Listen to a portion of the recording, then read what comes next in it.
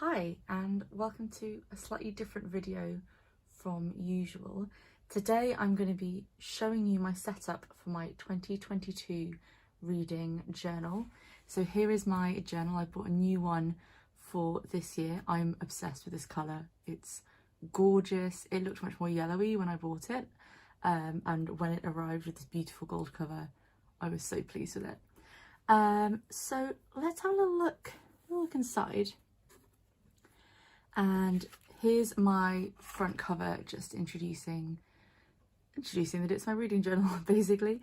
Now you'll spot as we go through that I can't draw or do calligraphy. So I have a much more like scrapbooky approach to decorating my journal. I really like using papers and stamps and washi tape and things to decorate each page. And each page has a theme to the decorations as well. You'll also spot that there's not kind of the usual things about tracking how many books I read over the year or how many genres I read over the year and things. I much rather to use digital things for that sort of thing where there's just so much information. And also I didn't want this journal to be about sort of competition or achievement. I just want it to be about logging my own goals and my own reading, because I already have, you know, Goodreads and Cool Pile and Storygraph for all of those other things. So this is just about my own reading and my own personal goals. So the first spread is actually my non-fiction challenge for the year. So I've set myself a challenge to read at least one non-fiction book every month. So I've given this a sort of dark academia theme. I've got this lovely marble washi tape which I'm obsessed with. And I saw on someone else's video, I cannot remember who it was, but they had this like layered 2 washi tape thing, and ever since I saw it I use it so much because I think it looks so cool. So you'll see that a lot as well.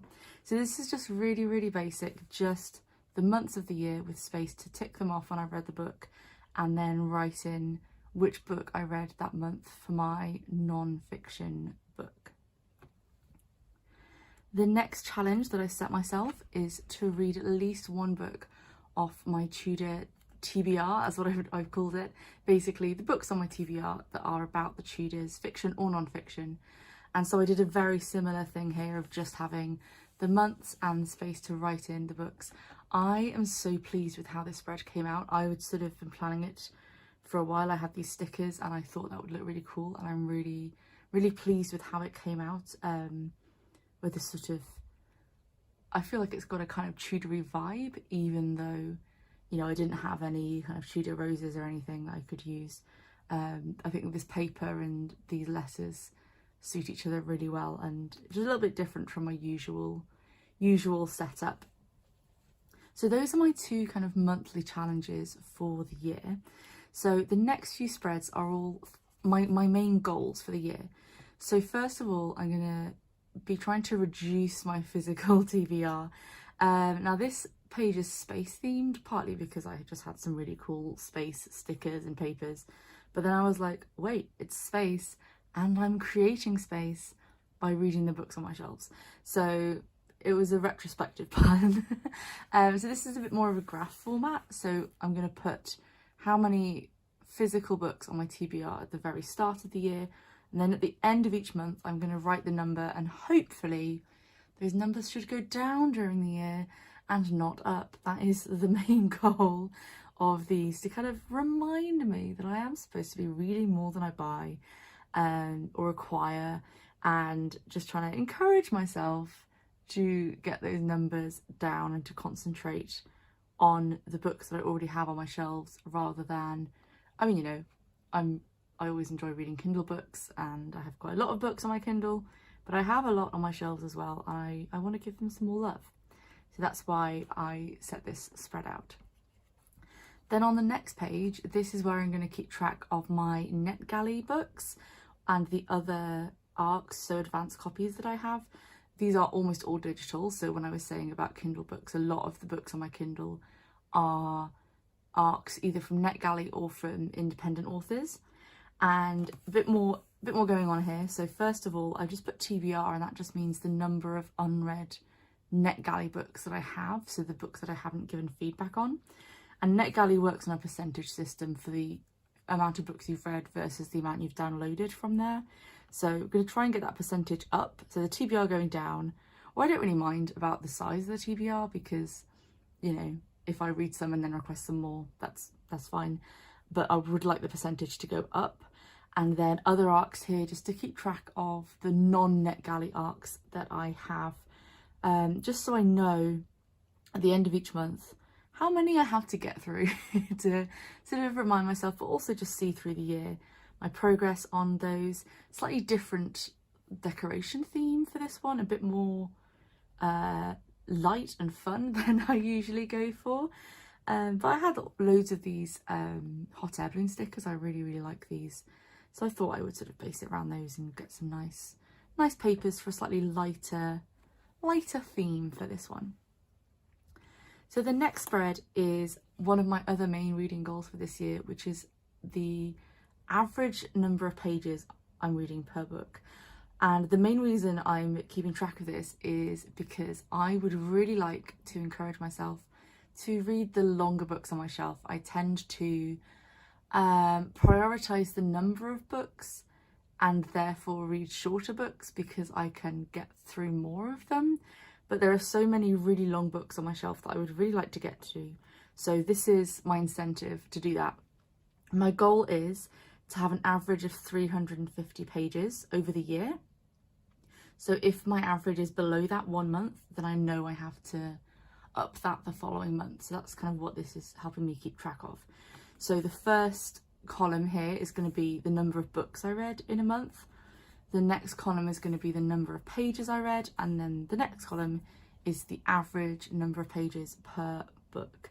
And again, it's not quite a dark academia theme, but it's a bit similar, you know, those sort of old-timey music vibes. The stamps are out again. So yeah, this is to kind of help me, give me some motivation to read the longer books on my shelf. And then after already setting up those first few spreads, I decided to take part in Buzzwordathon. So I added a spread here to keep track of Buzzwordathon.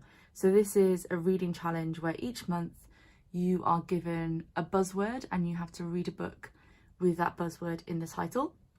As you can see, I've gone for a bit of a bee theme because buzzword for this spread. I don't know if you can see this writing, it's quite pale ink on screen, but basically I've just again set out each month, and this time I've put the prompt next to the month as well to tick them off and write in the numbers.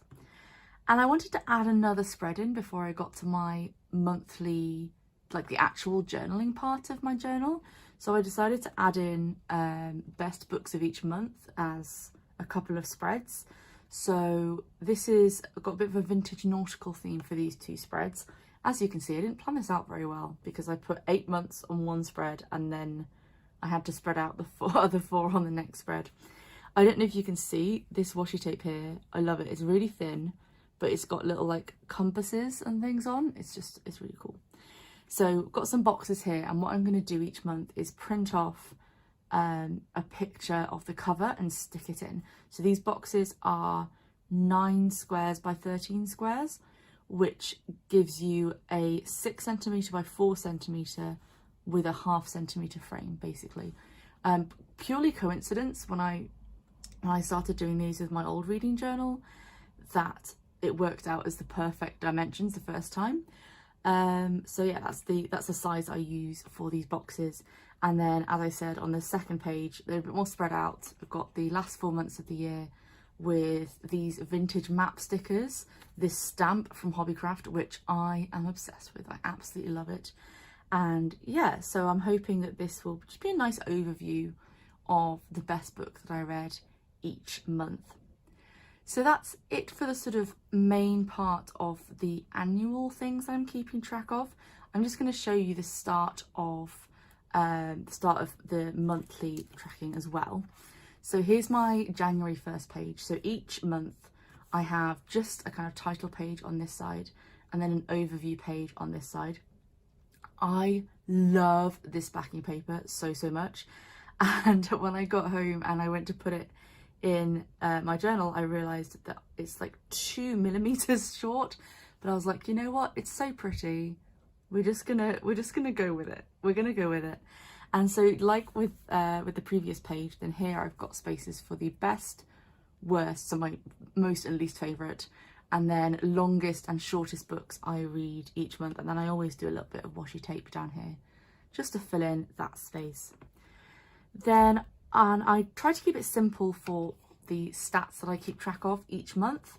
So on this side, I track my star rating, how many of each star rating I give out each month, just so I can see at an overview, you know, was it a really good reading month? Was it okay? What the kind of average for the month was.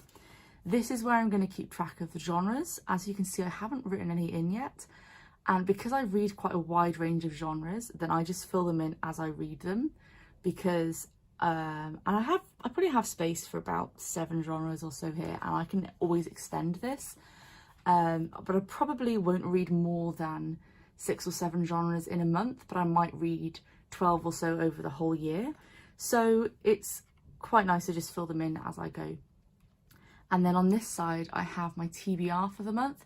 So this is not necessarily a full TBR. It looks quite full this month, but that's just because I have a lot of arcs that are coming out this month. So this is just the books that I specifically want to get to this month. And then any others that I read is a bonus. And I should have said that I always pick a theme for each month. So this month is a kind of wintry forest theme. As you can see, I've got a little tree here. And then for the rest of the month, I just have space to write about the books. So what I'm going to do is I'll write in one colour the title and the author, and then I just make some bullet point notes about the book, just to kind of brain dump and get my own thoughts down. And I decorate each page differently for this actual journal part. I just really like visually having each page look a little bit different. So I've got some snowflakes here. I really love this one, this amazing washi tape with this little penguin here. I love that. And then here I've got some kind of I don't know what the best way to describe these is, but they're little sort of Arctic forest pictures in little frame kind of stickers. So I usually decorate 3 spreads at the start of the month. That usually sees me through. And then although I do usually use a few more pages than that, I just decorate them as I go after that. So that's it. That's how I set up my reading journal for the year. I'll leave links to anything like the journal and things like that in the description. I hope you enjoyed this video. If you keep a reading journal or a bullet journal, then let me know if you've got any tips for me. This is my first time doing one for the whole year. And give this video a like if you enjoyed it. And I will see you next time. Bye everyone.